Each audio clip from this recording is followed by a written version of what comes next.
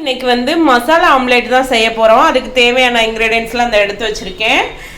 பெரிய வெங்காயம் சின்ன சின்னதாக கட் பண்ணி, ஒரே ஒரு வெங்காயத்தை சின்ன சின்னதாக கட் பண்ணி வச்சுருக்கேன். கொஞ்சமாக கொத்தமல்லி, ஒரு பச்சை மிளகாயை சின்ன சின்னதாக கட் பண்ணி வச்சுருக்கேன். ஒரே ஒரு பழுத்த தக்காளி எடுத்து சின்ன சின்னதாக, தக்காளியை நம்ம ரொம்ப சின்னதாக நறுக்கிக்கிறணும். கொஞ்சமாக கேப்சிகம், கொஞ்சமாக கருவேப்பிலை, 3 முட்டை எடுத்திருக்கேன் நான். உங்களுக்கு நீங்கள் தேவையான அளவு முட்டை எடுத்துக்கலாம். நான் அடுத்து அந்த மசாலாலாம் என்னென்னு பார்க்கலாம் வாங்க. பாருங்கள், முட்டையை உடைச்சி ஊற்றிக்கலாம். நான் ஒரு கையில் உடைக்க முடியாது, உடைச்சிட்டு காட்டுறேன். பாருங்கள், முட்டையை உடைச்சி ஊற்றியாச்சு. இது தேவையான அளவு கொஞ்சமாக உப்பு சேர்த்துக்கலாம். நம்ம முட்டையோட உப்பு சேர்த்தாதான் முட்டையோட நல்லா கலந்துருக்கும். நல்லா சேர்த்துட்டு நம்ம ஒரு இது வச்சு கலந்துக்கலாம். நம்ம ஸ்பூனில் கூட இப்படி கலந்துக்கலாம்.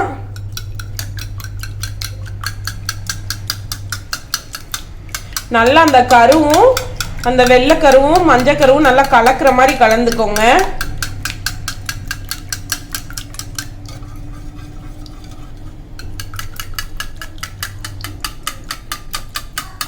நீங்கள் இந்த மாதிரி குழந்தைங்களுக்கு நீங்கள் வச்சு கொடுக்கும்போது அவங்களுக்கு டேஸ்ட்டு ரொம்ப பிடிச்சி நல்லா சாப்பிடுவாங்க. பெரியவங்களும் இதை விரும்பி சாப்பிடுவாங்க.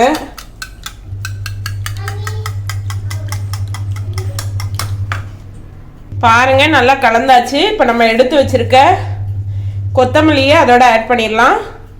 அப்புறம் கொஞ்சமாக பச்சை மிளகா, ஒரு 1/2 பச்சை மிளகா தான் போட்டிருக்கேன்.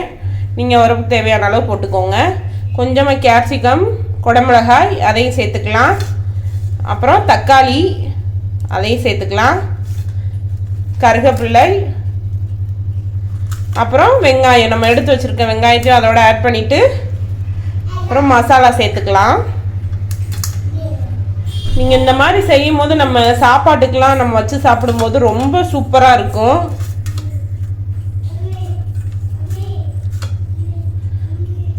பாருங்க, இதில் ஒரு 1/2 ஸ்பூன் போதும். நம்ம உரப்புக்காக வரமிளகாத்தூள் சேர்த்துக்கலாம். அப்புறம் 1/2 ஸ்பூனுக்கு மல்லித்தூள், அப்புறம் 1/2 ஸ்பூனுக்கு மிளகுத்தூள், அப்புறம் 1/2 ஸ்பூன் கரம் மசாலா,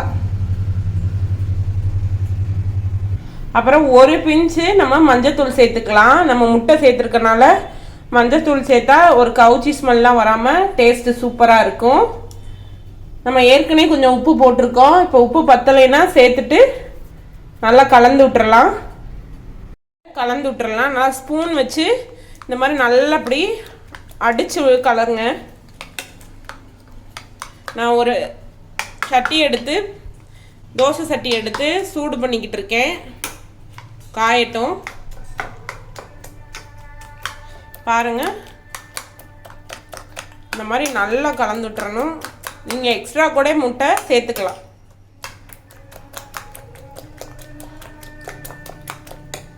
இந்த அளவுக்கு நுர வர அளவுக்கு நம்ம இதை அடிச்சுக்கிறணும். தோசைகள் நல்லா காயட்டும். நல்லா சூடாயிருச்சு. இப்போ நமக்கு எந்த சைஸ் வேணுமோ ரவுண்டு அந்த சைஸ் ஊற்றிக்கலாம்.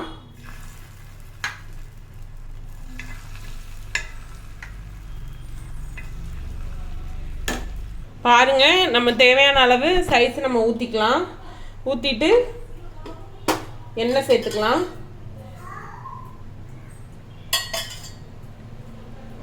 என்னால் ஒரு கையிலேயே அந்த ரவுண்டு ஷேப்புக்கு ஊற்ற முடியல. சூப்பராக ரவுண்டு ஷேப் ஊற்றியாச்சு. நல்லா வேகட்டும். ஊற்றிட்டு இப்படி நல்லா மூடி வச்சிருங்க. மூடி வச்சாதான் நல்லா வேகும். மீடியமாகவே வச்சிடலாம். சிம்மை அடுப்பை மீடியமாக வச்சுக்கோங்க. நல்லா வெந்துருச்சு. திருப்பி போட்டுக்கலாம்.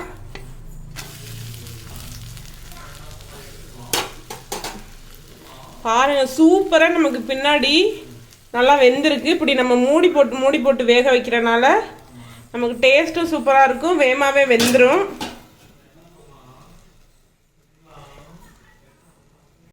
பாருங்க, 2 பக்கட்டும் சூப்பராக வெந்திருக்கு. பாருங்க, நீ அவ்வளோதான், எடுத்துடலாம்.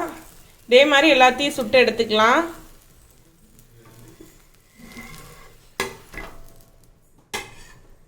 பாருங்க நமக்கு எப்படி வந்திருக்குன்னு ஆம்லெட். இந்த மாதிரி ஆம்லெட்டே செஞ்சு கொடுக்கும்போது நமக்கு முட்டையும் ரொம்ப செலவாகாது.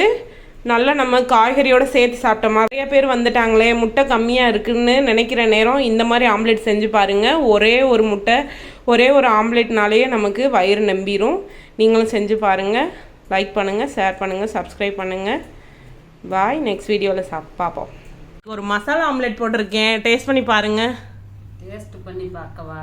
என்னென்னமோ கலந்து போட்டிருக்க. அப்போ தான் இந்த டேஸ்ட்டு சூப்பராக இருக்கும். நல்லா இருக்கா? சூப்பராக இருக்கே. குடமிளகா தான் போட்டிருக்கியோ? ஆமாம், நல்லா இருக்கு. சூப்பராக பண்ணியிருக்கேன். ரொம்ப நன்றி.